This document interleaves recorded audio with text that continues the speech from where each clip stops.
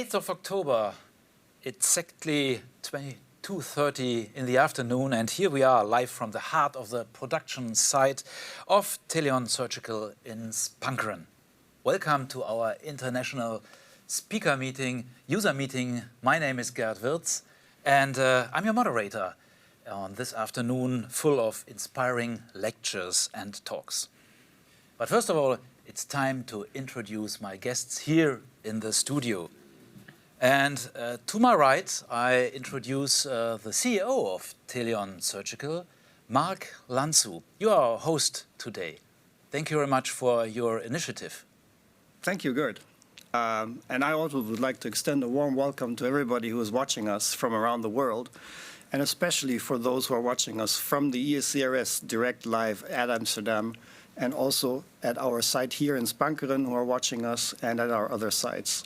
Thanks for being with us, and as you can see, I have dressed, for those who have seen it last year, I have dressed exactly in the same way to commemorate the fact that Oktoberfest has been cancelled for the second time in a row. That has never happened in the history of the Oktoberfest, and I just wanted to make clear that that is a very sad thing to happen. Back to you, Gerd. Thank you very much. So we are now the second time in a row in the online user meeting. Yep. So as you know, I'm from Cologne, which is the heart of the famous Carnival celebrations. And with us, it's if we do something twice, it's going to be a tradition. Is there a chance that the online user meeting will be a tradition too in the near future? Oh, well, I mean, on one hand, it's actually nice to do these kinds of events, but on the other hand, we are really missing to see each other face to face. And we hope that things are going to go back to normal in year 3, so that we don't have to do it in this setting, but that we can actually enjoy seeing each other all together again at our next international user meeting. So, which will then be, by the way, in Barcelona. Oh. Nice town to be as well. So, a nice view into the future to see all of you again live in Barcelona. But now we have a wonderful program this afternoon here live from Spankeren, and to my left I introduce our today's keynote speaker, Dr. Janin Schaffer. She is a doctor in the field of polar oceanography, and you achieved your doctor at the University of Bremen in northern Germany. And since 2014, I think, you worked for the Alfred Wegener Institute for Polar and Marine Research. And recently you started to go to Potsdam to work for the Potsdam Institute for Climate Impact Research. And you participated in several expeditions in cold regions of the world, Greenland to Antarctica, and most recently you were part of the MOSAiC expedition to the Central Arctic, and I think we will hear later on in your lecture a lot of this expedition. In addition to your scientific studies, I think you are a very active climate communicator. And we have, of course, a scientific chairman today, and this is Professor Ramin Koramnia. He is head of the Department for Cataract and Refractive Surgery at the University of Heidelberg in Germany. And besides being a high-volume surgeon, you are doing a lot of research focused on biomaterials, drugs, and intraocular lens systems. And now, dear audience, we want to learn a little bit about you. You are watching us, and so I have 2 questions for you. And the first question is, where from the world are you watching us? Where are you practicing? So our first question to you is, where in the world do you practice? Please give us your answers.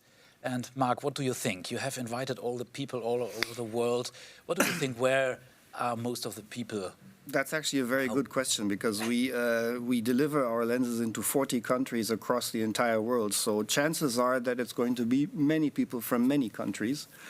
But I have a slight hunch that there are going to be a lot from Asia actually watching us today. So I'm counting on you Asians to push the buttons. And because unfortunately, we do have a hybrid meeting, so some people are able to come physically to this Congress that's taking place this weekend. but they can only come from Europe. And that's what we're seeing, that anybody outside of Europe has chosen not to come to this year's ESCRS. So I hope that most of them are sitting in front of their PCs and laptops and iPads right now watching us. Yeah. So I think we will have later on a nice world map to see where the audience is located actually. Before we see that, I have a second question to you. What is your average annual volume of cataract surgery? Just to have a clue about your experience with cataract surgery. We have 5 different possibilities for you. Less than 250, 250 till 500, 500 till 1,000, more than 1,000, or you do not cataract surgery. Now, again, you have some seconds to give us your answer. And Ramin, just to have an idea, in a big university like Heidelberg, how many surgeries do you do a year? Yeah, so actually I have never counted that, but we have just discussed that previously, and I think that we should be doing about 3,000 to 4,000 cataract surgeries per year.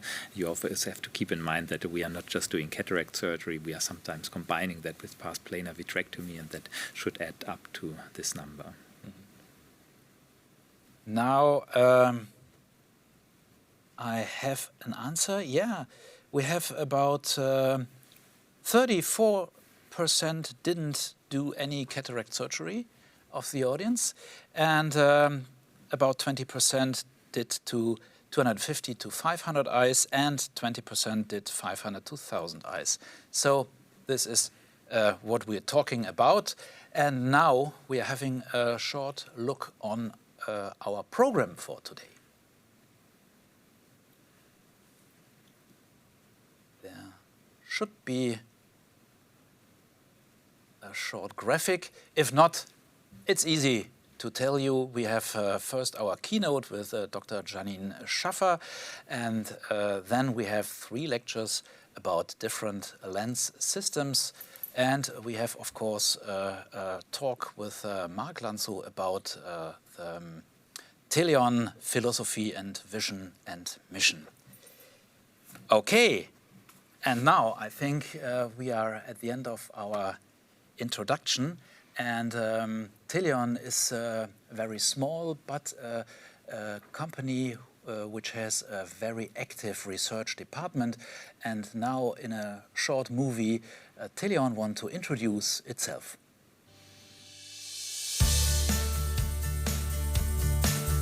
With the Ecunix, Lentis and Femtis brands, Teleon Surgical offers state-of-the-art cataract and refractive IOL solutions.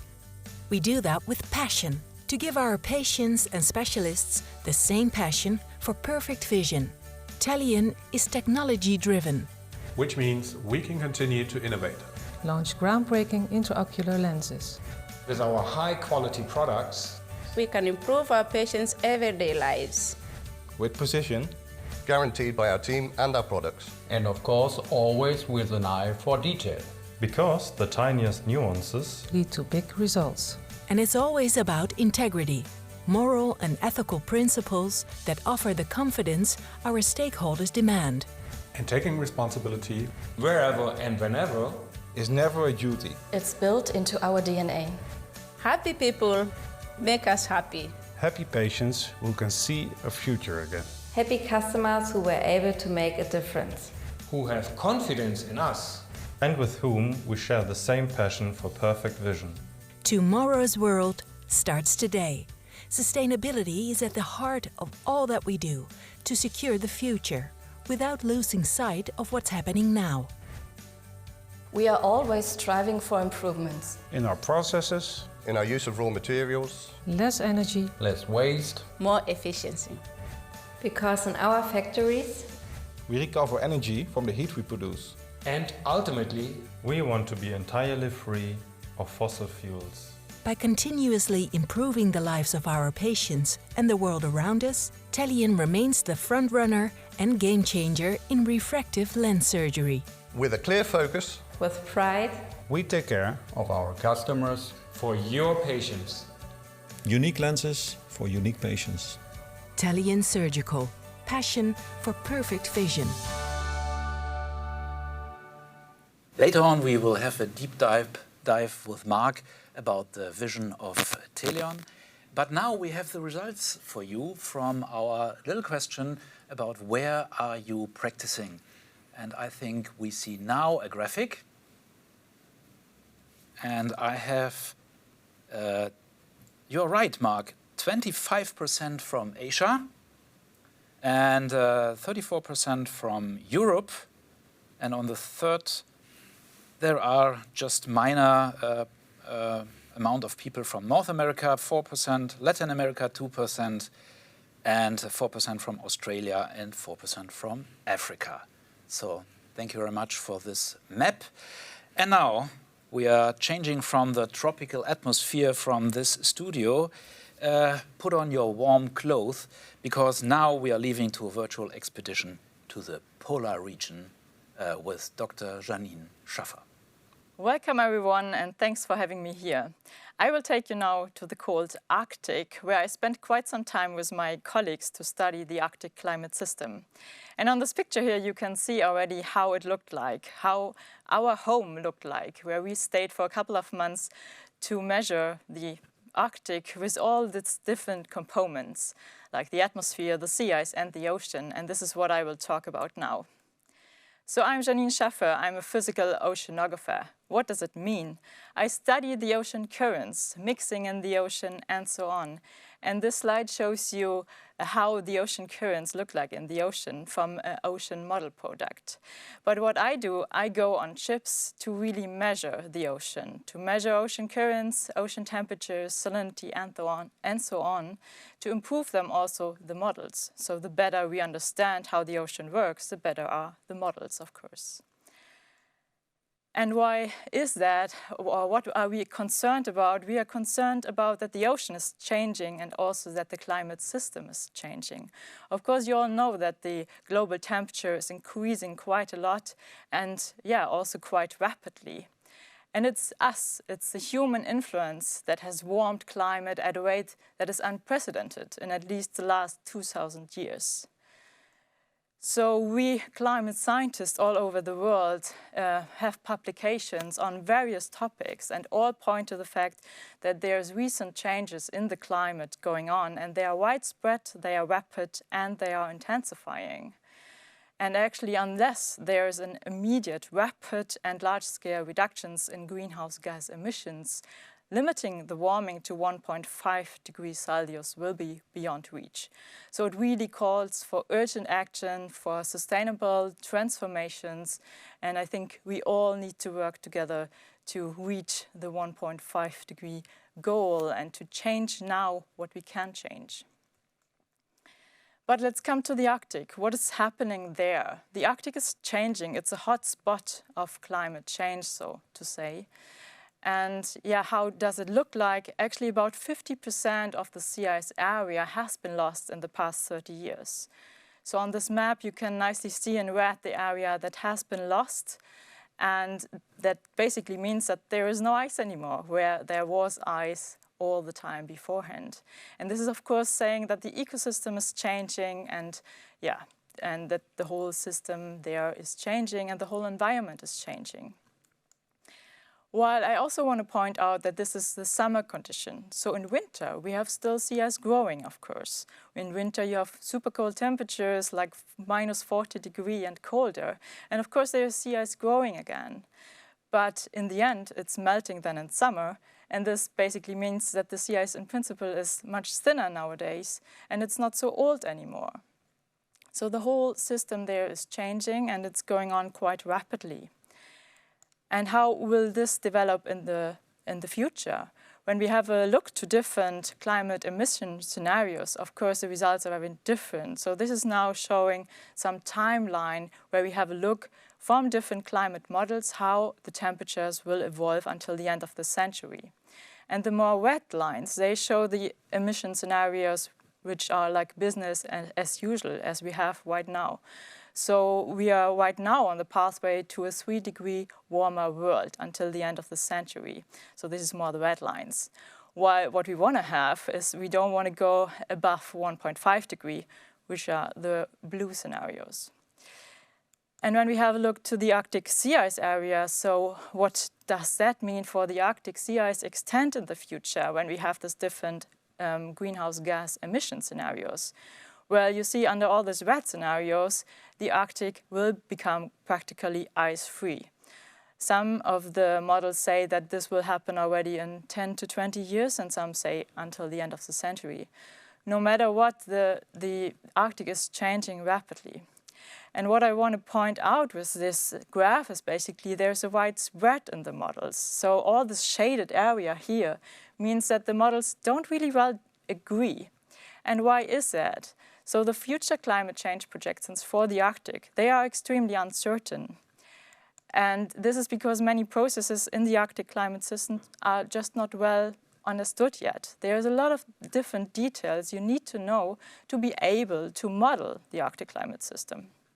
And this was one aim of MOSAiC. So with this whole big experiment, the aim was to have more measurements to better understand the Arctic climate. So what does MOSAiC stand for? It's a multidisciplinary drifting observatory to study the Arctic climate. And how did we want to do this? We had our icebreaker Polarstern frozen into the ice, and we had a whole city of different measurement, so to say, tents and devices to study the ocean, the sea ice, and the atmosphere. This is how it looked like in real life. So from a drone, you can see the ship frozen into the ice, and there's already some cracks here in the ice, so the ice was also a little bit mobile. And on the ice, there were a lot of different research stations. So for example, we had some measurement towers, but we also set up some tents from which we took then our measurements. But where exactly did we measure? So the idea is to freeze into the ice, to stay there for a whole year. Because as I said, in winter, we still have a lot of ice there, and it's not easy to get there to take measurements. So we wanted to measure from summer to the freezing period in autumn, throughout winter, and then melting period in spring, and so on, to study really different processes over this time. So we went into the ice, and then we kind of shut off the engines, and we're just drifting with the ice. So there's a natural transpolar drift that takes the ice to the south to Greenland and Svalbard. And then, the ship was drifting with the ice, as you can see here. And in total, we stayed really for over a year. The ship drifted for a distance of 3,400 kilometers. And the whole campaign was led by the Alfred Wegener Institute, where I've been working also for quite some time. And the total budget was more than 140 million euro. Okay, but we climate scientists, of course, don't take 1 year off to go there. To stay for such a long time would be a bit too much for us. So we split up the whole campaign in different legs, and I joined leg 3. So this means that Polarstern was already frozen into the ice, and I met with my colleagues in January in Tromsø, so here, north of Norway. And we went on this Russian icebreaker, Kapitan Dranitsin. We were a big team of researchers, engineers, but also the Polarstern crew, like a cook and the officers, captain, and so on. And we all worked together on the same big project to get to the Arctic to take measurements. It was already the first big thing to get to the Arctic, actually, to get so close to the North Pole in the middle of winter, because we wanted to exchange our colleagues that were already in the Arctic in January, which is winter.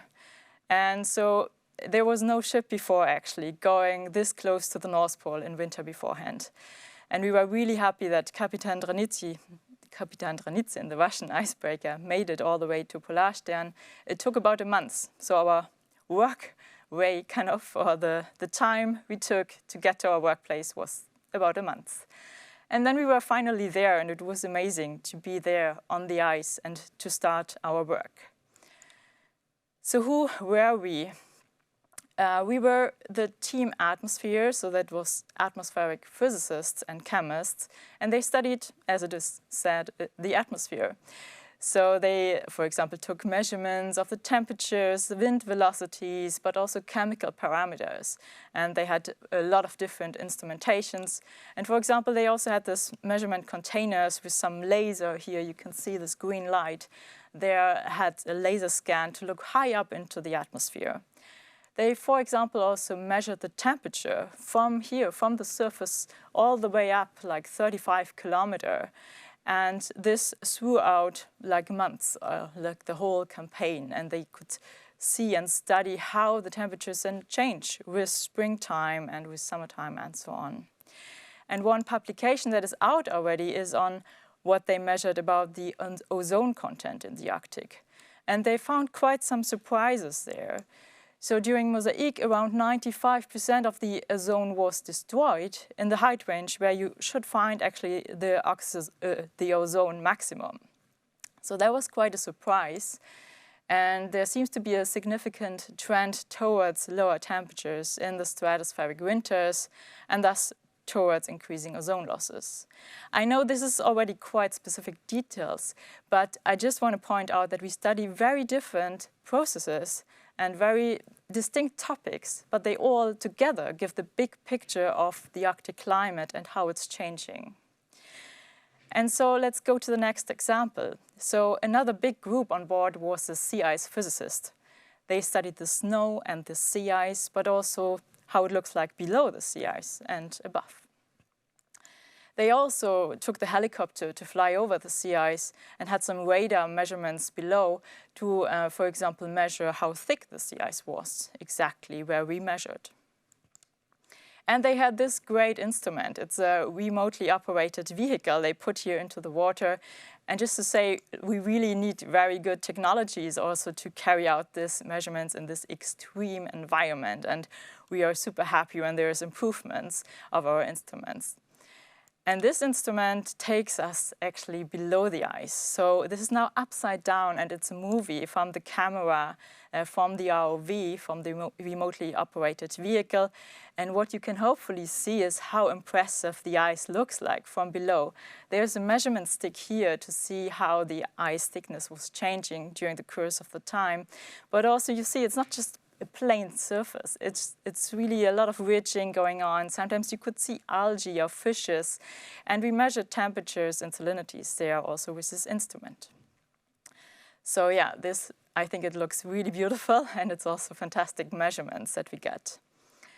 So what did we find, for example? So some colleagues already published this result, and they had a look how platelet ice, so this is like this shapes here, this is platelet ice, so it's really thin slices of ice, and how this is growing under the ice. And beforehand, this was only found in Antarctica, but now we saw quite some of this platelet ice here also in the Arctic, and this was then published already. And they had a look, how is this ice growing? Under which conditions is this ice growing? So this is another little puzzle piece kind of to understand the Arctic climate system and what it consists of and what is important and how it's changing. And then there were another couple of teams. So this was the Biogeochemical Flexus team I want to introduce you now. And they had a look, for example, of methane fluxes, CO2 fluxes, and so on from the ocean through the sea ice into the atmosphere. So they measured water samples, but they also took ice cores, for example, as you can see here. They drilled into the ice and they got this nice cores. And in this cores you find bubbles of air, and that you can then analyze in the lab for example, methane or CO2 content. So my colleagues spent quite some time also in labs. And you can see, they have quite complex apparatures. I never really understood how this specifically works, but they take some good measurements there. And all to study then the chemical fluxes. And then the other team was the ecology team. So these were basically biologists, and they were looking, of course, for life in the sea, life in the ice, and so on. And here you can see a net that was lowered into the water. And they found quite some little guys living in the water there, amphipods, copepods, and so on. And they studied this then also in the lab. And I was part of the physical oceanography team. So I basically stayed a lot of time in Ocean City in this blue tent here. Which was a really nice workplace because it was warm since it was inside a tent and we had some heaters in there. And sometimes, it was -40 outside, so I was happy to be inside. This is how it looked like. It was super busy inside our tent. We had a lot of winches, instruments, and so on. You can hardly see the hole here. This is why I took this picture. So this was the hole like to the ocean. And the ocean depth was about 4,000 meters and deeper. And we lowered our instruments into the water then to take water samples, but also to measure with our instruments the temperature, salinities, chlorophyll, and so on. So hidden behind these bottles there is our instruments, which I usually deal with and which data I check then afterwards. But these gray bottles here, you can open them before you put the instruments in the water. And then when you are, for example, at 1,000 meter depth, you close the bottle and then you have a water sample from exactly this depth. And you can analyze it, for example, for CO2 again or for chlorophyll and so on. So we lower our instruments and we take measurements of, for example, water temperature. So this is an example now showing over the time from November till May how the temperatures changed and how the temperatures look like in the water. So you have here in the upper 100 meters really cold waters. They are close to the freezing point. They are at minus 1.8 degrees Celsius. Otherwise, the water would freeze and there would be ice. And below there is warmer waters up to 1 to 2 degrees Celsius. And this water originates actually from the Atlantic. And this is what we also can see from the salinity data. We have more saline waters deeper down, and the surface waters, the so-called polar waters, they are fresher because you have river runoff from Siberia and so on. So lots of fresh water coming into the Arctic Ocean. And also, of course, with the sea ice formation process, when the sea ice is melting, you have fresh water introduced there. So this is why this upper layer is much fresher and really cold. And this is what we as physical oceanographers like to study. So we have a look to the ocean circulation, how Atlantic water is transported into the Arctic, but then also how it's changed there due to the fresh water and due to mixing going on.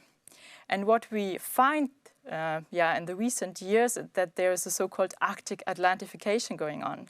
So this basically means that there is more Atlantic water found in the Arctic, and this is changing kind of the Arctic water column and the whole kind of physics in the Arctic and the ocean.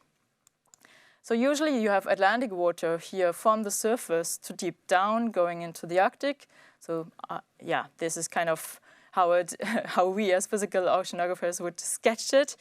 And in the Arctic you have this cold polar water layer on top and the Atlantic water below. And now the thing is that there is more warmer Atlantic water going into the Arctic. And this is then playing a big role. Since then, the heat flux, or we have warmer waters there, and there's a heat flux going from this water layer also up. So for example, when you have storm events now, and there is no sea ice there anymore, the storm can really stir the ocean. And this warmer water from below can go and stir up all the way to the surface and then influence the atmosphere again. I know this is quite a lot of detail already, but I want that you have an idea of how detailed the processes are that we study. And as I said, this is all little puzzle pieces to better understand the whole Arctic climate system. Okay, and there were other teams that were supporting us. There was team data, and this was super important since we took so many measurements. We had even instruments hanging in the water. They were measuring every 10 seconds the temperature, for example, for 1 year. So there were gigabytes and terabytes of data coming in, and this team helped us. And they also helped us with the power lines. So these orange lines, there are power lines from the ship to Ocean City, for example, to operate the instruments and also have the heating going on in the tent. And we had a great media team, and they did a very good job in taking some really good shots, and also that's why we have a really great documentary of this whole campaign now. And the maybe most important team on the ice, at least, of course, on the ship, it was the cook and the officers and so on. But on the ice, the logistics team was very important for us. They checked for polar bears. So always when I was in Ocean City, there was a guy with me or a girl checking for polar bears. But luckily, we only had one polar bear visit, the time when we were on the ice. But they also checked for the ice conditions changing. And they also helped with ski-doos and transporting things. But yeah, the ice conditions, they could change rapidly. So sometimes we had cracks in the ice like this, and they could open up within minutes. So 20 minutes later, you have a big open space of water, and you wonder, how can I get across and back to the ship? So sometimes we needed to build some flows to do this. And sometimes it was not so much fun because the power lines got into the water, and then it really needed some rapid action, of course, because this can become quite dangerous. And then there was another super interesting process when the sea ice went back together. Then the ice is piling up, and this can also happen in few minutes. So it's super impressive, actually, to stand there watching this ice piling up right next to you. But it can also get a little bit dangerous, of course. And at the same time, we love to measure this. So the sea ice physicists, they really wanted to measure the pressure in the ice and how this exactly works. Like, how does this pressure ridge form? And we were excited when the ice was opening up and there was suddenly the ocean. And the ocean can't get cooler as -2 degrees Celsius because otherwise it's freezing.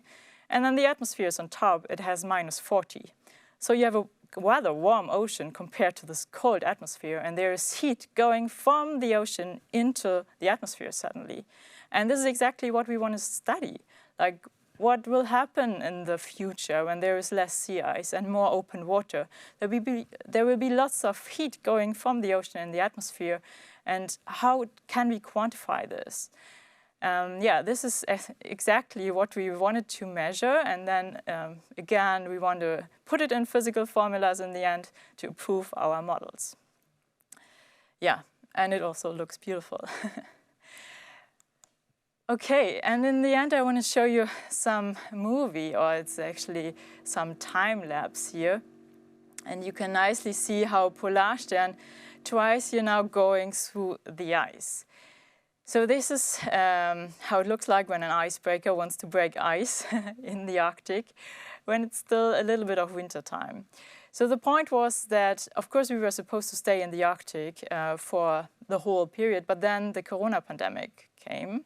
That was exactly when we were in the Arctic. So it was a bit like in a science fiction movie. And so, yeah, we stayed quite a bit longer, and then it was decided that our colleagues would exchange us in Svalbard. That meant that Polarstern needed to go to Svalbard in mid-May. And this is how it looked like. So sometimes we made good progress, but then we were stuck again. So it's really tough to go actually through the ice in the Arctic still. And yeah, this was quite some interesting time when we tried to go back home in a way. Okay. But yeah, we made it, and we got lots of great measurements. And I want to finish with a statement from Greta Thunberg. When we humans really put our minds and resources into something, we can achieve almost anything. This is true for such a big campaign, which was a big, huge collaborative effort between international partners. It was a big logistical effort, and yeah, we were really happy that it was well organized, and we got lots of great measurements, and we are still analyzing, of course, lots of this data. But this is even more true for, of course, climate action. So when we have a look to the Sustainable Development Goals, it's Goal 13 that is calling for climate action. It's calling for taking urgent action to combat climate change and its impacts. And yeah, as I said, it really needs very rapid changes now. We really should push this forward on all different levels, political levels, but also economical levels. And yeah, I really hope that a lot more people are recognizing that we need to take action. It's a positive transformation into a great future, hopefully. And this is, I think, what we all want and aim for. Okay, with this, I want to close. I thank you a lot for your interest. I hope you enjoyed this little trip to the Arctic. And I'm happy now to discuss with you a little bit further about the Arctic, but also sustainability and how we can all work together on a sustainable future.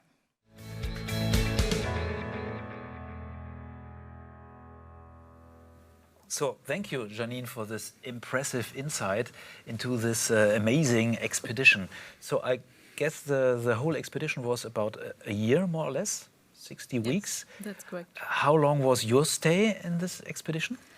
Well, in total, I've been away for almost 5 months. But yeah, the first months we needed the time to get there, actually.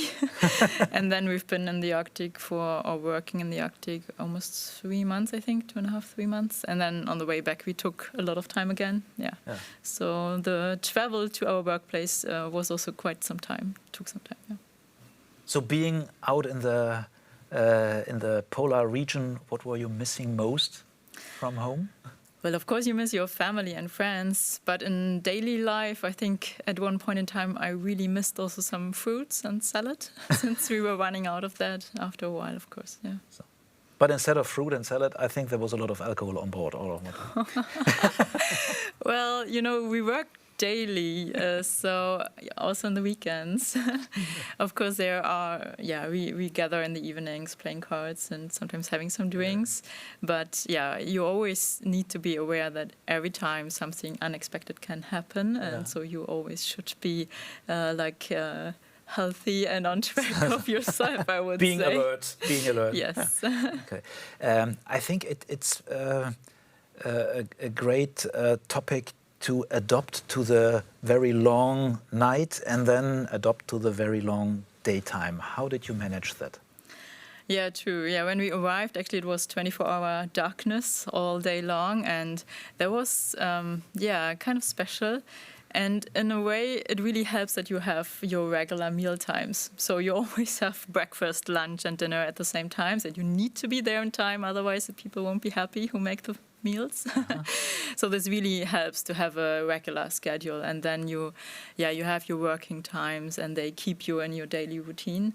And then it was super impressive to see how quickly it changed from 24-hour darkness to 24-hour light. And so it was only a week when we had like sunset mood all the day long, and then suddenly it was 24-hour light. And then it was like, you can go out all day long and even in the night. So it sometimes can be also complicated to find back to a daily rhythm and to really go to bed because you should work the next day. But as I said, the meal times, they help to structure your day.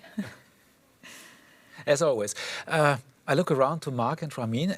Any questions from your side to Janin? Well, first of all, thank you for this very intriguing presentation about this polar issue. I mean, I saw one of these documentaries about this, and I'm still intrigued how, because, you know, from a normal, when you go swimming in the sea, the warm water is above and the cold water is down. So my question would be, it seems counterintuitive that in the polar sea it's the other way around. And why doesn't the warm water go up? Mm-hmm.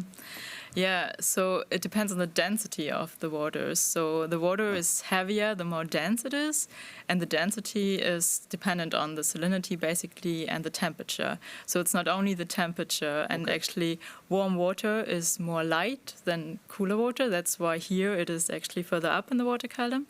But in the Arctic, we have very warm but very saline water, and the salinity here is more important and more relevant. So that's why this is water from the Atlantic is more dense simply than the fresh water on top. And on top we find actually the fresh water, and there's a lot of river runoff from all these big rivers in Siberia. But also when the sea ice melts, it's also fresh water. Mm-hmm. So the water is much more fresh. This is less dense, and although it's cold, it's still less dense and on top of the warm water. Very interesting. Thanks. Yeah, welcome. Any other questions from you? I also have a question for you as an ophthalmologist. Yeah, I noticed that you are still wearing spectacles or glasses. We are here at the conference where there are a lot of refractive surgeons, and we are dealing with patients who don't want to wear their spectacles anymore. And one reason that I quite often hear in my daily practice is that patients do not like to wear glasses when they are going out of a cold zone and entering a warm zone. So how did you get along with your glasses in this very specific condition? Yeah, very badly. I had lenses. So actually, my colleagues who really had the glasses on, also in the field, they really had problems. Yeah, it was not fun since, usually you have face masks. So when it's very cold, you even need to have a mask. And sometimes even ski goggles. And then, of course, you won't see anything. Then, you have glasses, and there is even sometimes then they are freezing, kind of, and you don't see anything. So I had lenses on, and my colleagues who had glasses, they really suffered a lot. I don't know how they solved this problem. I think they cleaned the glasses a lot, and then,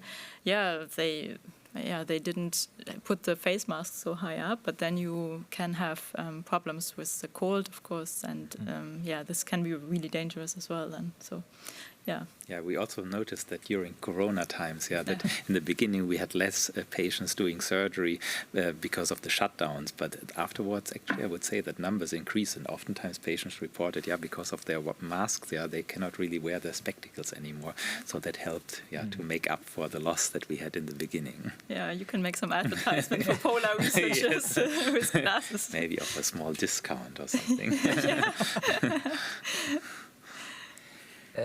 So we discussed while listening to your presentation. That's a really expensive project, right? Who pays for this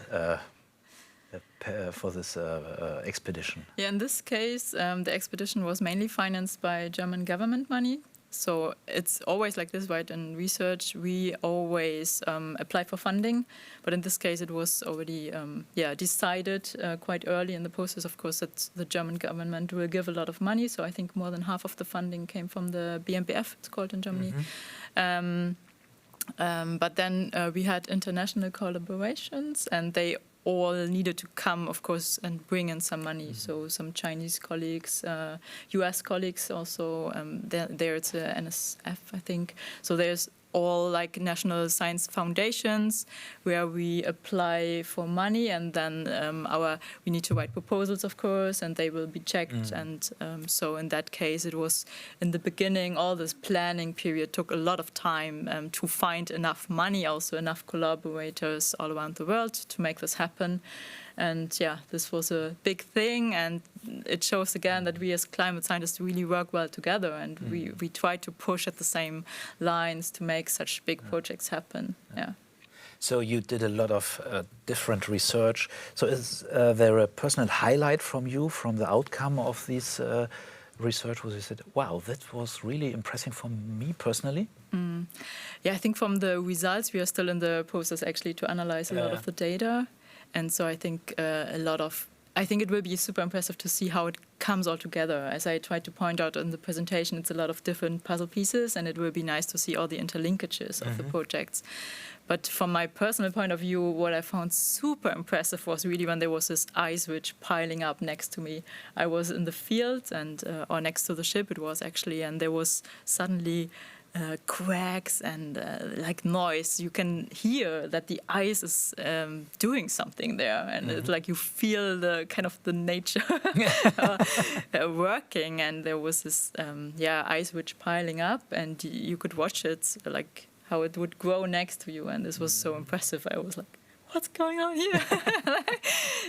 That was really one highlight. And then we also had some measurements measuring then the pressure in the ice, and I think this is super interesting to study. There is a lot of passion in your talk. So is there a next expedition already in sight? I think you need to be passionate to do the science. I mean, it's not all fun. It's also a lot of responsibility that were on my shoulders. And also, you are away from home a lot. So you really need to be passionate to do all this work.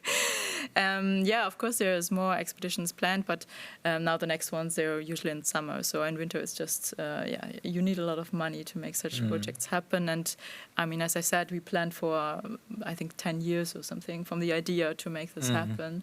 So now they would need to have the next one kind of starting off with the idea how to continue. I think there are ideas out, but it will take a lot of time. My study projects usually were on Greenland, so that's a bit easier accessible in a way, kind of. And there's yearly campaigns there, and we also have campaigns in Antarctica. So we are always somewhere with the ship and take measurements to improve our data and also our models. So I wish you a lot of success with all your future projects, and again, thank you very much for this impressive insight into your work. Unfortunately, you have to leave us soon, so we have to say already now goodbye to you. Yeah, thanks a lot for having me here. Yeah. But ladies and gentlemen, we are going on, and now back a little bit to the educational part of our today's user meeting. And first of all, we come back to Teleon Surgical, and we want to hear a bit from Mark about your philosophy, the philosophy of Teleon, the mission and vision, even connected to the sustainability of our environment. Thanks, Gerd, for passing the buck up to me. And thank you, Janin, for being here. It was a great presentation. And we look forward to your next expedition already. But at Teleon, what we have done is we have given ourselves a set of values that we want to adhere to and that we want to also express to all of our stakeholders. And that's why it was a special let's say, wish of ours to include such a keynote presentation in our international user meeting, because we actually think that this really is probably already 5 minutes after 12, but let's say it's 3 minutes before 12 on this issue. And the reason why we see it as such a relevant issue is that maybe we need to go back a little bit. At Teleon, we are a half German and half Dutch company. So half of our heart is Dutch and half of our heart is German. And for the Dutch, it is like this is woven into our DNA. I mean, the respect for nature in Holland is just enormous, because we, for generations and centuries, we have been fighting the seas. And we know exactly what it means if sea levels rise. And that is a big thing, and that's why this is in, let's say, the forefront of everybody, of every Dutch person, is that we need to really think about the environment, and every single one of us needs to make steps. And that's why also the entire staff was extremely enthusiastic when we presented this set of values, and it was almost like a grassroots movement, if you like, inside the company. And if you look at our German heart, and this is of course the perfectionist side of our heart, is that if you look at Germany, it's the, as I know for now, still the only major industrial country in the world who is making enormous steps towards becoming independent from fossil fuels. And it's still, for me, it's fascinating to watch. And I live in that country myself, so I also see it in my purse happening, that things become a little bit more expensive because of this move. But nonetheless, I think it's a huge move that's being done. So also our German employees and staff members were also very enthusiastic about making this move and really putting it at the forefront and at the core of our values. So we have, as is the topic of our presentation here, or our session also, technology, integrity and sustainability. That's why we have basically chosen to put sustainability as one of the 3 top issues in our company. And if you look also at the things that we are doing inside the factory, how we built the factory, how we are using energy inside the factory, how we are making sure that we reduce our dependence on fossil fuels inside the factory. These are all things that play a role and basically are trying to put this puzzle together, just like Janin said also. And that is what is driving us forward. You already mentioned our subtitle, technology, integrity and sustainability. have you some examples how you integrate it in your daily operations? Oh, I think a big part of our stakeholders, our customers, are testimony basically to our first pillar, which is technology. And under technology, we understand our basically our energy for innovation, for flexibility, for precision, and especially also for quality. And our customers know that we are very, very much interested in bringing them always the newest technologies and also special solutions for the issues that they face on a daily basis. And that translates then again to our second pillar, which is integrity, where we say that we want to bring the solutions to you as honestly, as transparently as possible. And our focus is always on basically improving the lives of our patients. They're not our patients, but they're the patients of our customers. So let's say if a patient is happy, our customers are happy, and that makes us happy. And that is, let's say, what plays through all processes that we are implementing inside Teleon nowadays. And last but not least, sustainability as the third pillar. We are always moving ahead and trying to reduce the usage of materials, trying to conserve even more energy. And if we cannot conserve energy, then we try to at least acquire energy that has been basically gained from fossil-free sources. And basically, we are moving ahead as everybody else is trying to make their, let's say, do their part in becoming carbon neutral. So we have one testimonial here, one customer. Do you feel the efforts of the company in your daily life? Yeah, actually, before coming here, we just did a small tour through the company, and I was really amazed, to see that it's a completely newly built building, that I visited, and I was really amazed that, Mark told me that all the energy that is used in that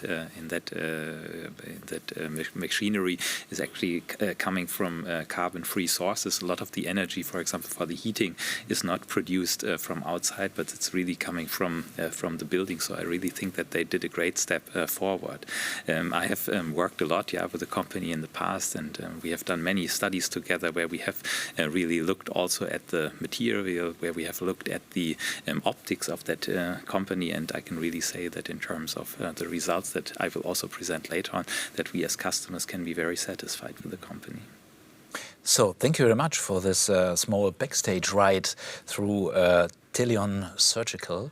And I think now it's time to go further on with our first educational lecture. And we learned that we have a lot of viewers today from Asia, and so it's a nice fit that our first lecturer is from Asia, from Singapore, and she is our virtual guest today.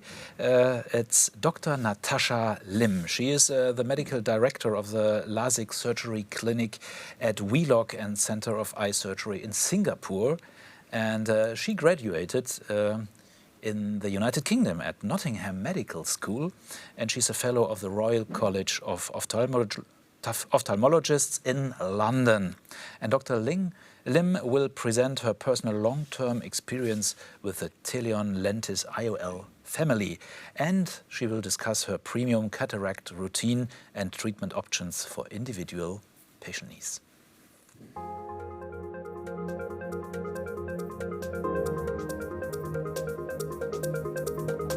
Hello everybody, I'm Dr. Natasha Lim. I'm an ophthalmologist practicing in Singapore. I'm a refractive surgeon and I'm now out in private practice on my own at Dr. Natasha Lim Eye Center, which is in partnership with a Novena Bladeless Cataract Surgery and Eye Specialist Center. I'm very happy today to come and share my personal experience with the use of all the lentis implants that I've experienced with over the past 10 years. Actually, as a refractive surgeon, of course, I've used many types of trifocals and multifocal lens implants over my entire career. But, for the past 10 years, I have really just mainly used Teleon lentis lenses mainly because I'm impressed by the results, and that's why I'm here sharing about it. And also because as a company, they have offered great customer support in terms of the company, in terms of their education on the technology and the use of their lens implants. And the vendors, the distributors within Singapore are also very, very informative and very helpful. And most importantly, it is because with these lenses, I have obtained perhaps the best patient satisfaction as compared to the use of other types of trifocals and multifocal lens implants.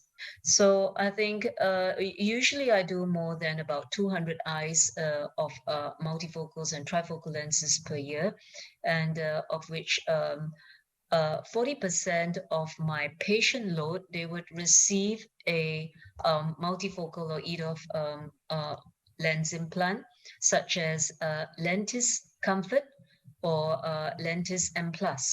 And these may be with or without toric corrections according to whether the patients have astigmatism. The calculation formulas I use mainly would be a combination of Haigis, Barrett, and SRKT.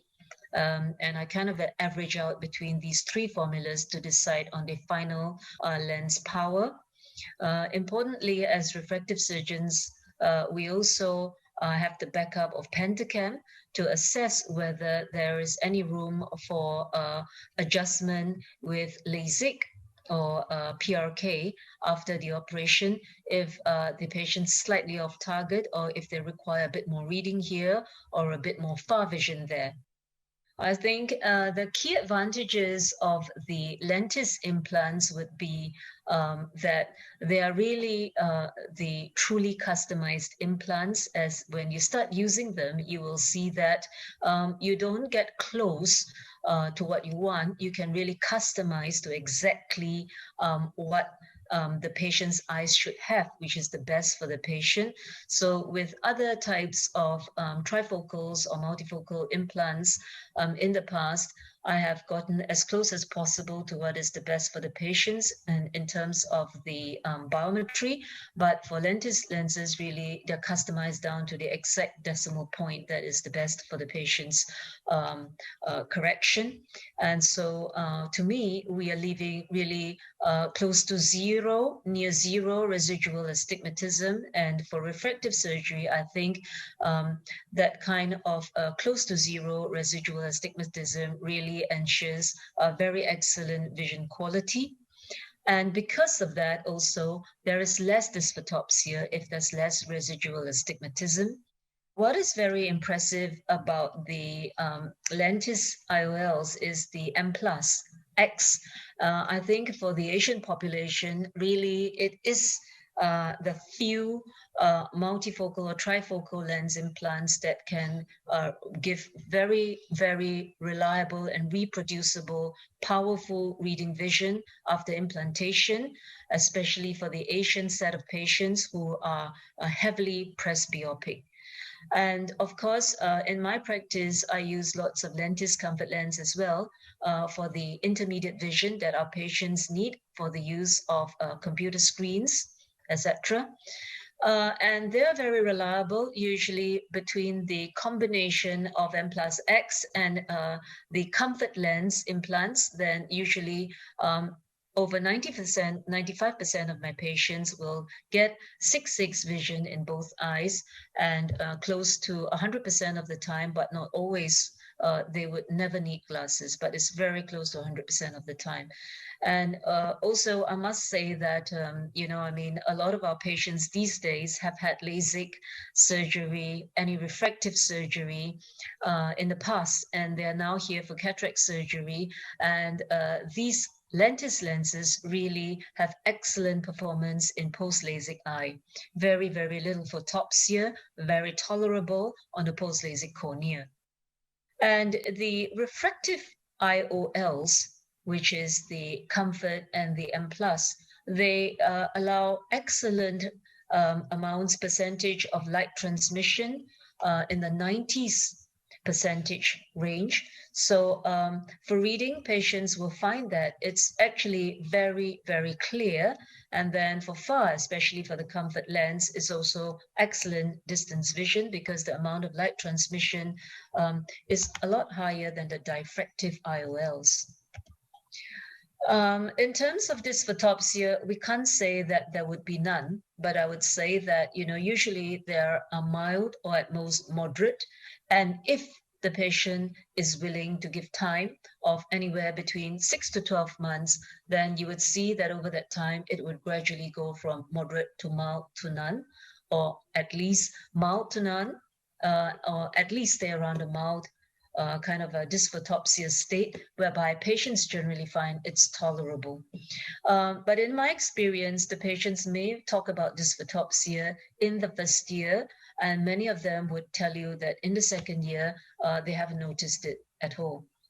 Very, very few patients of mine would say that after the first year, they're still having a bit of mild dysphotopsia, of which they would still say that at least it's tolerable and they have learned to live with it.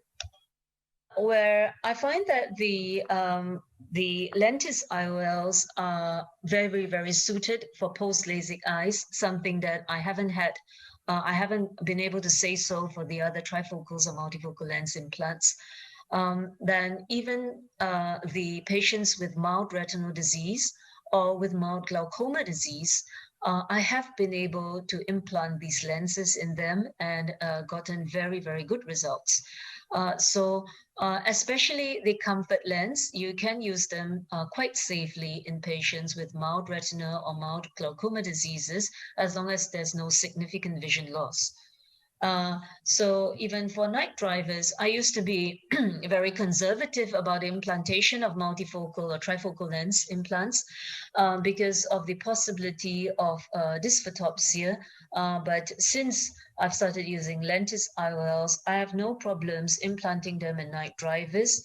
I will counsel them to expect some dysphotopsia, but generally that after the first year, it will get so much better. And in the first year, it's still tolerable and they can still continue driving. They seem to have excellent results in extremely high myopes and extremely high hyperopes. I think because these people never had excellent vision in the to begin with. So actually, they never really complained too badly about the kind of a slight dimming of vision associated with the typical multifocal lens implants or the EDOF lens implants. They seem to be very happy with the kind of spectacle freedom that they can achieve with this type of lenses. We talk about the MF30X. It's really very invaluable for the Asian subset of patients because I mentioned that they're heavily presbyopic, and giving them a plus 1.5 add with the MF15 is just generally not good enough for them to be completely independent of reading glasses. And for most of these patients, the whole point of refractive surgery and going through the trouble of coping with the multifocal lens implants would be that they just don't want to even wear any reading glasses at all after the surgery. And if you're talking about no reading glasses at all, then I really think that for our subset of patients, we need the M+X. So it's very heavy reading aid, and that obviously makes the distance vision not as excellent as the comfort or the comfort toric, but it at least ensures that you get down to the point of never ever having to wear reading glasses for the rest of your life. So there is the M+ non-X, where the reading is not as powerful, but there's still adequate reading. And maybe it's a bit more balanced with a slightly better distance and intermediate vision than the MF30X. Then the MF20, I do use some of it, but maybe not as much as the MF30. They are for patients who want even more intermediate than for near. So these people may be 10 hours in front of the computer screen all day. They may occasionally have to wear reading glasses, not all the time, but they just generally want to ensure intermediate. So I do sometimes use it. So you can see that there is such a wide range of choices for the Lentis IOLs that you can really play around with a mix and match of having an MF20 in one eye, having an MF30 in the other eye. The MF20 would ensure better distance vision in one eye. The MF30 would ensure better reading vision in the other eye, but it's still all multifocal lens implants. And for me, my tolerance of astigmatism stops at minus 0.5. So anything above that, I would correct it, because I do believe that astigmatism is the cause of vision that is associated with more dysphotopsia. And it's the cause for patients complain that after multifocal or EDOF lens implantation, the vision is not as sharp as they would have liked it to be. So if I treated all astigmatism and give a zero tolerance to astigmatism, then generally I would say that the quality of post-op vision is so much better. The Lentis IOLs, they are kind of not C-shaped. They are more of a kind of a square shape or an oblong shape, as we would say, a rectangular shape. And hence the stability of the IOL alignment, especially in association for the correction of astigmatism, is very, very stable and very seldom prone to any rotational misdirection post-operatively. And also during the actual surgery itself, it can be moved either clockwise or anti-clockwise interchangeably and just as easily. So it's not a difficult lens implant to use at all. And most importantly, I think the rectangular structure makes it a lot more stable in the post-operative eye than the C-loop haptic design. So for the customization, it is invaluable when we talk about full correction of astigmatism. You would see that we leave zero astigmatism behind. There is a lens implant power calculator, and that your local distributor would teach you how to use. And over time, you can just simply do it yourself in your clinic. It's very, very easy. I think that in conclusion, the reason why I have used Teleon IOLs for the last 10 years faithfully, I think it's because of this broad range of IOL solutions, ranging from a plus 1.5 to a plus 2 to a plus 3 to a plus 4, and or plus 3.5 for the M plus X. And this kind of range of IOL solutions have enabled me to create blended vision for my patients according to their lifestyles and visual requirements.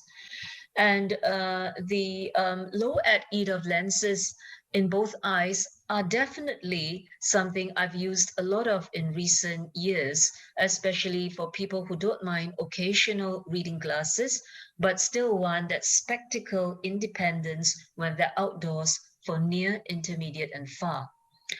I rarely have any patients with severe dysphotopsia, although, I do have patients with mild to moderate dysphotopsia. And as I mentioned, that these patients who take on the multifocals or EDOF lens implants in the first place should be patients who are willing to afford 1 year to kind of slowly wait for all the dysphotopsia to completely go away.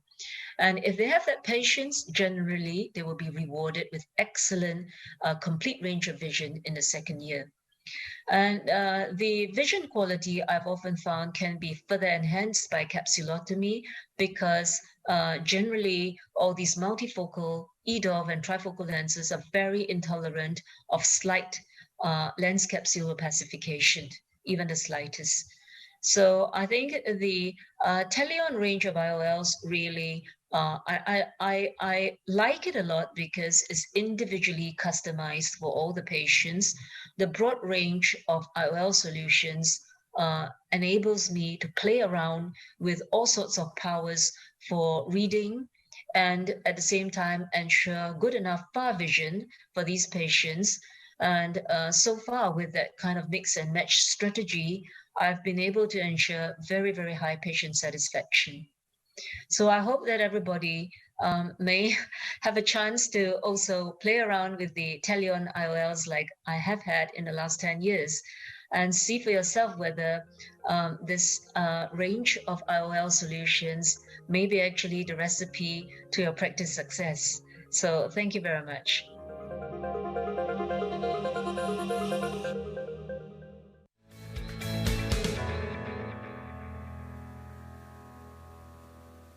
Thank you, Natasha, and best wishes to Singapore, and from Singapore back to Spunkeren. And we switch from the lentis family directly to the Femtis IOL family and to Professor Ramin Koramnia. Ramin, what are the main topics of your lecture? Yeah, you have already said that we are now moving from lentis to femtis. The femtis IOL is actually one of the first lenses which really takes advantage, that takes advantage of all the advantages that femtosecond laser-assisted cataract surgery is bringing to us. Femtosecond laser can really very nicely and consistently create a round rhexis, and this new intraocular lens is fixated into this rhexis, and that gives to us excellent results in terms of rotation, tilt, and decentration. And I'm happy to share my results with you. And now we are happy to watch your lecture. Yeah, ladies and gentlemen, it's really a great pleasure for me to talk about a multi-center study. And I would like to share with you the results that we have just recently published on the stability of lens position of the Femtis IOL after femtosecond laser-assisted capsulotomy. These are our financial disclosures. So we are all aware of the fact that IOLs can directly after surgery decenter, but most of the time this complication occurs several years down the road after IOL implantation. IOL decentration certainly leads to a decrease in visual acuity in our patients, and this is especially bothersome if we are talking about patients who have decided to receive a premium IOL. In a laboratory article, we have been able to show that decentration especially has a great effect on lenses that are bifocal or are trifocal. In such lenses, we see that decentration leads to a decrease in visual quality much more than in monofocal intraocular lenses. These days, femtosecond lasers can very consistently and predictably create the capsulotomy, and it makes a lot of sense that IOLs really use the capsulotomy to be fixated. The Femtis IOL is a completely new intraocular lens that has the traditional two haptics that are placed within the capsular bag. The lens also has 4 additional haptics that are afterwards enclavated into the capsulotomy. I would like to share with you the results that we have recently published in the American Journal of Ophthalmology, where we report about the results that we have achieved after implanting this intraocular lens in 336 eyes in a multi-center study. In that study, we followed up the patients for 12 months, and we only included patients with an expected postoperative corneal astigmatism of less than 1 diopter. In this study, we obviously, after surgery, looked at the subjective refraction, the visual acuity results, and PCO. A lot of the analysis was also done in our reading center in Heidelberg, where we looked at many images that were taken both at the slit lamp and with the Pentacam Scheimpflug camera. We assessed the topic of IOL decentration, rotation, tilt, and we also measured the distance between the iris and the intraocular lens. So this is an example how we performed the image analysis. You can see that we looked at the topic of IOL rotation by measuring the angle between the horizontal line and the toric lens markings. We also assessed IOL decentration by measuring the distance and the vector between the center of the IOL optic and the center of the pupil. We also looked at IOL tilt and the distance between the IOL and the iris at Scheimpflug camera images that were taken with a Pentacam. This study was performed in cataract patients with a mean age of about 72 years. The capsulotomy size was about 5 millimeters, and you can see that surgery just took slightly longer than a normal surgery because obviously a learning curve was involved when the 4 additional haptics need to be enclavated into the capsulotomy. So let's have a look at the results. Let's first look how investigators evaluated the implantation procedure. You can see that most of the surgeons were most of the time very happy with the procedure, both the use of the femtosecond laser and the enclavation of the femtis intraocular lens into the capsulotomy. Let's now have a look at the results in terms of the refractive outcome and visual acuity. The refractive outcome showed a slightly positive value after surgery, which then led to an A-constant optimization. When we look at the visual acuity results, you can see that a best-corrected visual acuity of about 0.0 logMAR was achieved 6 to 8 weeks after surgery. And this excellent result was then maintained through the rest of the study until the follow-up of 12 months. This slide is now the most important slide of my presentation because it really emphasizes all the benefits that this new intraocular lens brings us. This slide shows you the decentration, the tilt, and the rotation. I've also put on this slide the results of comparative studies. You can see that all these comparative studies are circled with this red circle. You can see that the femtis intraocular lens indeed showed a very low decentration behavior. It also showed a very low tilt behavior and a very low rotation behavior. When we look at the exact values, you will notice that the results are indeed very small in comparison to all the other published studies about other intraocular lenses. So let's now switch gears and talk a little bit about PCO. You are all aware of the fact that PCO certainly depends on the IOL material as well as on the design of the intraocular lens. The first article that I would like to share with you evaluated PCO after 6 months. And in this study, they found a PCO grade of about 3 or 4 in about 8% of the cases. In the second article, PCO was graded after 3 years, and the result that was found was a PCO grade of about 1.8. In another study, the YAG laser capsulotomy rate was assessed 3 years after surgery, and you can see that the result was different between the two lenses that were assessed. One lens had a YAG capsulotomy rate of 6 and the other one had a YAG capsulotomy rate of 16. Obviously, our study, which only had a follow-up of 12 months, is not enough to address the topic of PCO, but I still would like to share the PCO results that we obtained in this study. 12 months after surgery, more than 50% of the patients had a PCO grade of 0 or 1, and the YAG laser rate was just 3.1% after 12 months. There's also a lot of new potential with this femtis intraocular lens. We also looked in this study at the distance between the iris and the femtis intraocular lens, and there's certainly still a lot of space for additional solutions. In the future, there will be top lenses which can be put on top of the femtis intraocular lens. This way, changeable multifocality and/or correction of postoperative refractive errors can be addressed. I would also like to share with you a different lens design that is implemented in the femtis intraocular lens. The femtis is not only available in a monofocal and in a toric version, but it's also available in the comfort version, which is a segmental refractive IOL with a near addition of 1.5 diopters. In a laboratory study, we have already assessed this segmental refractive multifocal intraocular lens. And in this study, we could show that good image quality can be achieved in the far and intermediate distance, and at the same time, good visual quality can also be achieved in the near distance.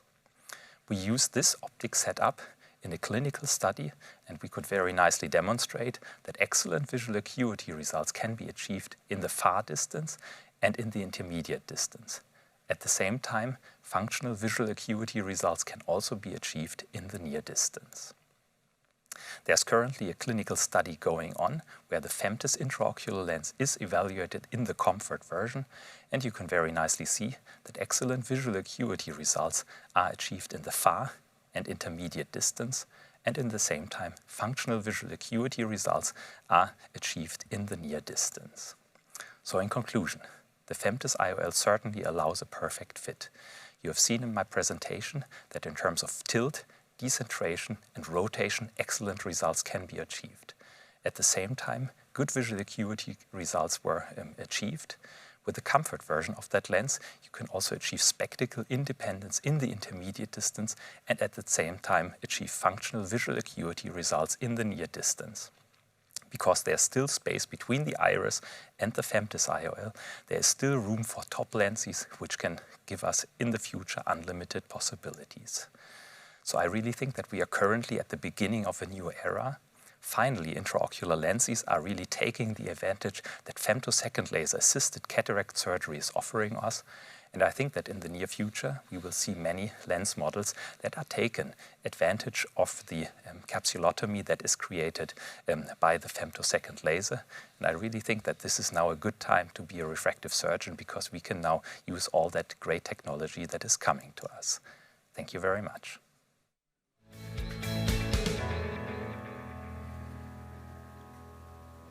Thank you, Ramin, for this inspiring overview of the femtis family. But I think the femtis family is constantly growing, right? Oh, yes, good. Thank you for throwing that ball at me. And this is something that I think not all of you have probably noticed, but we have actually had some additions to the femtis family over the summer. We now have the femtis M Plus and also the femtis M Plus toric in the known toric versions from T0 to T3. And of course, it will depend on regulatory approval in all of your regions when it will be actually available. In Europe, it is already available. So the next project for you, Ramin. Yeah, thank you. We are looking forward to that. And now we are coming to another premiere of Teleon Surgical. And our next guest, Dr. Breyer, will talk about the first experiences with a very new solution from Teleon's research department, the new Lentis Quantum IOL. And Dr. Detlef Breyer is not only a world-class surgeon, but also a renowned researcher. He is owner and leading surgeon of the Breyer, Keimak and Klabe Eye Surgery and Premium Eyes in Düsseldorf in Germany. And his research institution for international innovative ophthalmic surgery is linked to the Excellence University of Heidelberg. He will introduce the new Lentis Quantum Enhanced Monofocal IOL, his first impression and, of course, the first clinical data.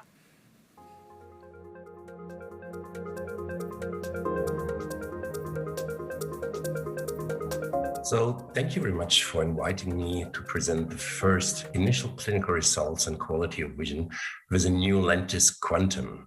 And what are we thinking about when you hear quantum? Of course, a very famous movie, and we ask ourselves, is this new IOL more than a quantum of solace?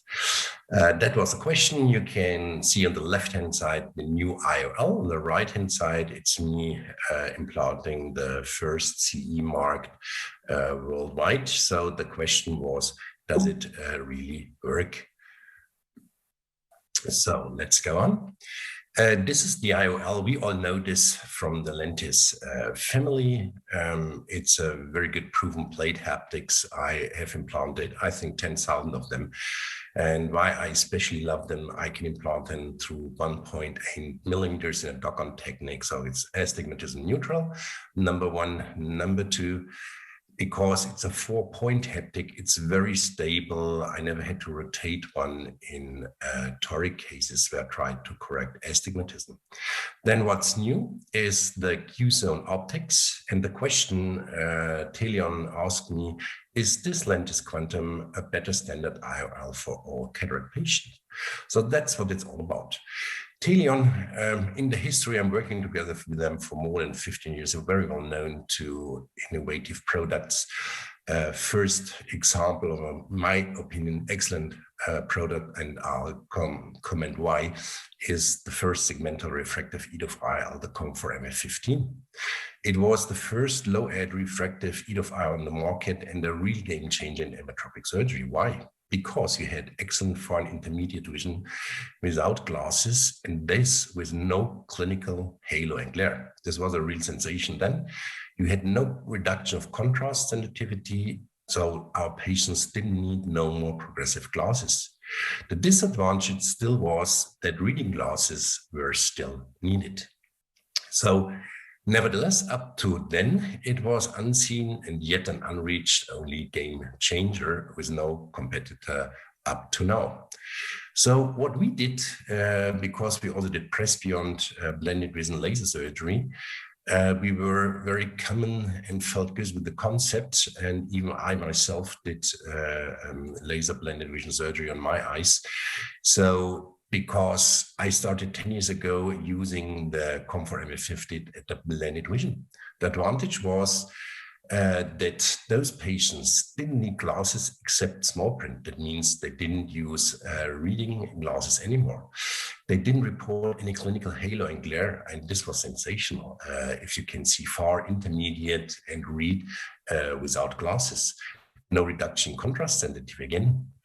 Of course, they have an excellent clinical target refraction, because if you look at the focus curve, that simply means if you're a little bit off, up, minus, or plus 1.5, you still have a very good target refraction. And in contrast to trifocal IOLs, you had very elegant treatment options, and you can readjust 3 months after surgery, still to the patient needs. Individual patient's needs. Okay, what were the disadvantages still? You needed glasses for small print, and you needed 6 to 12 weeks for neuroadaptation. So this couldn't be done with any diffractive EDOF IOL. So up to now, this is really an unchanged game changer. That means you can read, see, PC, intermediate vision, and far without glasses, and this without halo and glare. And here you can see the excellent results. The red curve is comfort blended vision. The purple one is a trifocal IOL. And was it only us thinking this is a good idea? No, it was awarded by the ECRS in 2016. And this is how we explain it to our patients. We put the different IOL models on a reading chart and put it next to halo and glare chart. So you can see with a comfort blended vision, you can read a book, you can read newspaper without halo and glare. When you use trifocal IOLs, you can read even small print, but you risk halo and glare. That doesn't mean we don't implant trifocals anymore. They're excellent if patients don't drive at night and they want to have both eyes the same target refraction and they want to read small print. And again, if you look into an intraoperative situation, left-hand side, the Arconex, on the right-hand side, the diffractive optic of a trifocal IOL, you recognize that the left optic, of course, induces much less halo and glare of photopic phenomena. Now, this is the newest product we want to talk about today, let's say more or less in the history of 10 years, third innovation from Teleon. It is an enhanced monofocal IOL like the Isopure or the Vivity with more than distance vision.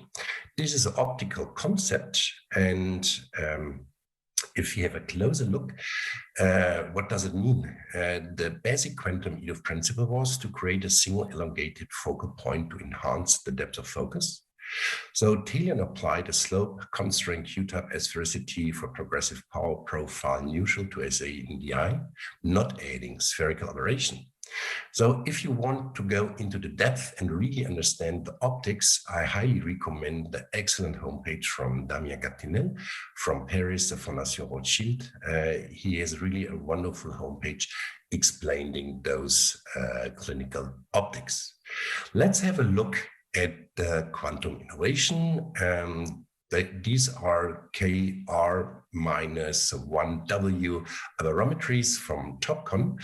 And if you look at them, all of them have an induction of internal astigmatism of around about half a diopter.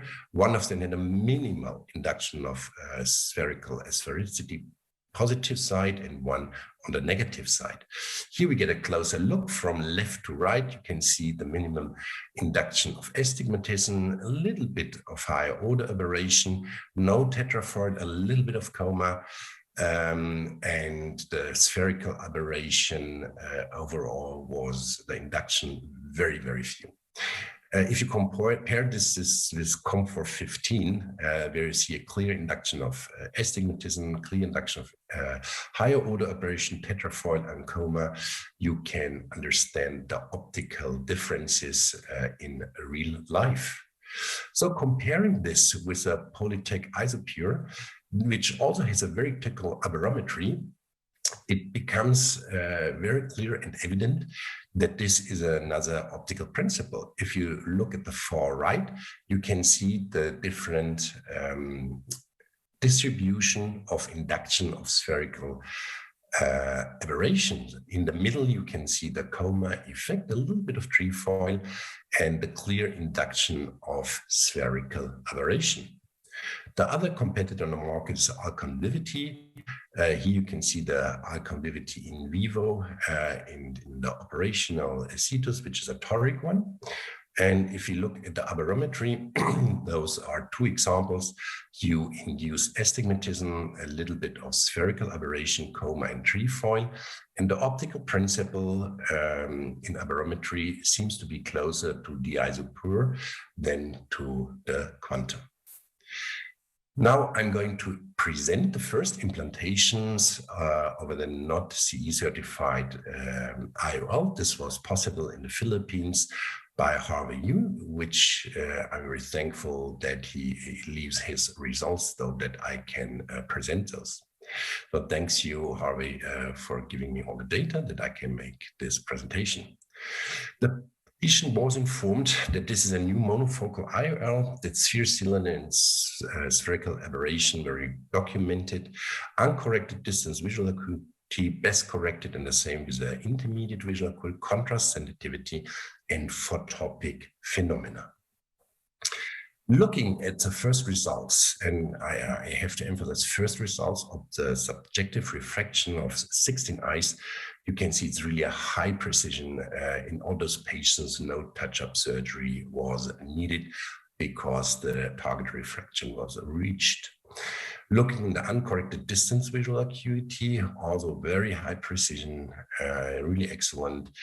And compared to the 313, which is a etheric IOL from Teleon, you didn't see any clinical significant differences. So because those two, the same as with the corrected distance visual acuity, very high precision, and clinically insignificant difference between 313 and 333. Now, we are, of course, a little bit more excited to look at the intermediate vision. And here you can see, if you compare the aspheric 313 versus the quantum 333, that you have a clinically significant enhanced EDOF effect in intermediate visual acuity. That's what we wanted to see, and that's proven with those data. So at the end, of course, those IOLs who have an enhanced monofocal focus, they're more forgiving. As I mentioned before, you need a lower touch-up rate. At the end, you have a happier patient with the first surgery. Then having a look, we know when we want something, we have to give something away. So often there's a win-win situation. The question was, does this EDOF effect cost any halo and glare? So what about the photopic phenomena? If we look at this photopsias, 3 months post-op, left in photopic conditions, right in mesopic conditions, there was no clinical difference between the aspheric and the 333. So they're both very close, which is astonishing. That means you get an EDOF effect, but you don't pay more or less with this photopic phenomena. This is a contrast chart, and again, there is no clinical significant difference between the aspheric and the quantum IOL. Here you can see the implantation process. This was my first IOL. Left eye, the implantation with the left hand under irrigation. I don't use any viscoelastics to implant this IOL because it's so easy to implant, so safe to implant. I feel very comfortable. I've done thousands of those implantations. And as you can see at the end, you don't see any effect, like, for example, with a Vivity or with an Isopure. If you look at the surface, you clearly see there is a certain optical design. You don't see this at all. I tried everything. I even tried to stain the IOL or the surface with Vision Blue, and I couldn't find anything.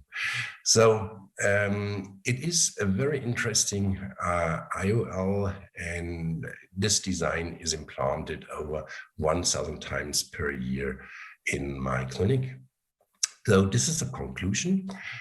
We do think that the 333 is not only a quantum of solids, but it's a very nice new enhanced monofocal EDOF optical principle with a high quality, if not to say excellent quality of vision, close to aspheric designs regarding contrast, sensitivity, EDOF effect, no halo and glare target, refraction, forgiving. So I think these are really excellent, especially uncorrected distance visual acuity results. There is a big flexibility because you can do micro monovision or monovision blended vision, the Düsseldorf formula, and try how much patients can see. We are just trying this right now. We will be able to present those at the CRS in Amsterdam, the first defocus course on binocular, not yet ready because we had to, of course, to wait for the CE mark to implant the IOL. There is a very high independence from glasses. That means, I think, if you make it micro monovision or monovision, you won't need progressive glasses anymore. And as with typical with those optical principle, you can also have the possibility of multiple retreatment options like touch-up LASIK or add-on IOLs. So I think the 333 is not only a quantum of solace, but a joy for ophthalmologists and patients with a clear advantage. And maybe, depending on the price, it will be our new standard IOL. So we are going to present our own results and the defocus course in Amsterdam, whoever is interested in this. And yes, we think it is a good IOL, and it really helps to improve eye surgery and not just being another kid on the block.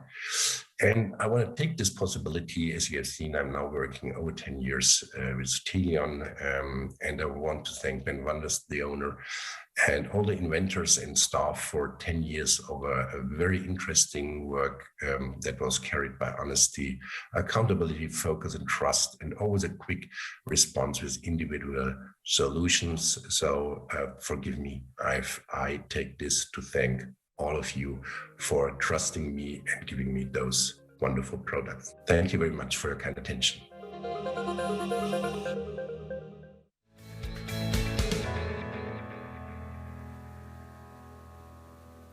Thank you, Dr. Breyer, for this quantum of joy for therapists and patients too. Slowly but steadily, we are coming to the final of our little scientific show for this afternoon. And that's the time to ask our host, Mark, what was your personal highlight of today's meeting? Well, Gerd, I think from an overall perspective, if we really look at things more holistically, I thought the presentation from Janin was actually an eye-opener that showed that climate change is not only basically robbing us of all kinds of things, but also of an ecosystem, which I didn't understand as being such a special ecosystem, the North Pole. I was very surprised by that. So that was really something special. But in our own microcosm in which we are living, let's say, in ophthalmology and in lens surgery, I think that especially Ramin's presentation has shown to everybody that we have now a lens that can actually capture all these benefits that femtosecond laser bring for our patients, and that should be something that every cataract surgeon should aspire to actually improve vision over what is possible nowadays. And thank you for spreading that news around the world so that we can get more surgeons on board. And especially, of course, the launch today of our Lentis Quantum. And I'm especially proud of the name. I think we have really had a good name, a good idea for a name for this lens. And this lens will really take us into a new category in lens surgery, right between what is usual multifocal EDOF treatments or standard monofocal treatments. And that will give patients that extra room, let's say, to manage their daily tasks even better than they can do it today. So that's something that I think for me were the big highlights of this show. And Ramin, from the view of the scientific chairman of today, what do you think, which topics should the spectators take to their daily work from next Monday on? Yeah, I think I've already said that in my presentation, that I really think that we are currently at the beginning of a new era. Dr. Lim very nicely demonstrated that we today have customized lenses which really fully can achieve whatever a patient is asking for. We also have the Femtis lens now on the market, which very nicely takes advantages of all the benefits that femtolaser technology is bringing to us. And I also think that the last talk very nicely demonstrated that we can slowly say goodbye to the traditional monofocal lenses because we have now better options available. Mm-hmm. Thank you very much. Mark, I know the engines are already running to go back to Amsterdam now. Absolutely. And first face-to-face congress in a long time. Yeah. If you have a look at the ECRS Congress for the next day, what would you recommend to see, if you could give a recommendation to the spectators? Well, especially I think it's important for those that will be there face-to-face to come see us at our booth at 821 so that we can actually bring all these technologies to you and lay them out for you. And tomorrow there will be a lunch symposium where also Ramin will be speaking on the Femtis lenses. And as you saw in the presentation from Detlef Breyer, he still keeps a little secret, and that secret will be unveiled tomorrow at the lunch symposium where he will actually present his own data on the Lentis quantum lens. And I think that is worthwhile visiting the lunch symposium and our booth. So there, dear spectators, you have a lot of hints what to do on the ESCRS. And you have, as always, the last word. I asked for the feedback of Ramin and Mark, but what's your feedback? So the very last question of today goes to you. How did you like this event? Did you like it very much? Do you think neutral, more or less, or didn't you like it not at all? Now it's your time to give us your vote. And it's just a quick press on the button. And meanwhile, I would like to thank you all for your participation in this user meeting, in this international user meeting.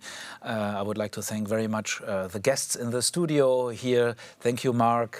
Thank you, Ramin. And our host today, Teleon Surgical, who had took the initiative for this user meeting. And for me, it's to wish you a wonderful weekend and an inspiring ESCRS. Hope to see you next time. Bye-bye from Spankeren.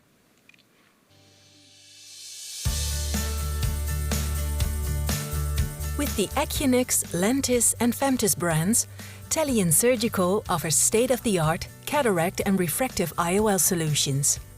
We do that with passion, to give our patients and specialists the same passion for perfect vision. Teleon is technology-driven, which means we can continue to innovate. Launch groundbreaking intraocular lenses. With our high-quality products, we can improve our patients' everyday lives. With precision, guaranteed by our team and our products. And of course, always with an eye for detail. Because the tiniest nuances lead to big results. And it's always about integrity, moral and ethical principles that offer the confidence our stakeholders demand. And taking responsibility wherever and whenever is never a duty. It's built into our DNA. Happy people make us happy. Happy patients who can see a future again. Happy customers who were able to make a difference. Who have confidence in us. And with whom we share the same passion for perfect vision. Tomorrow's world starts today. Sustainability is at the heart of all that we do to secure the future, without losing sight of what's happening now. We are always striving for improvements. In our processes, in our use of raw materials, less energy, less waste, more efficiency. Because in our factories, we recover energy from the heat we produce. And ultimately, we want to be entirely free of fossil fuels. By continuously improving the lives of our patients and the world around us, Teleon remains the front runner and game changer in refractive lens surgery. With a clear focus, With pride, we take care of our customers. For your patients. Unique lenses for unique patients. Teleon Surgical. Passion for perfect vision.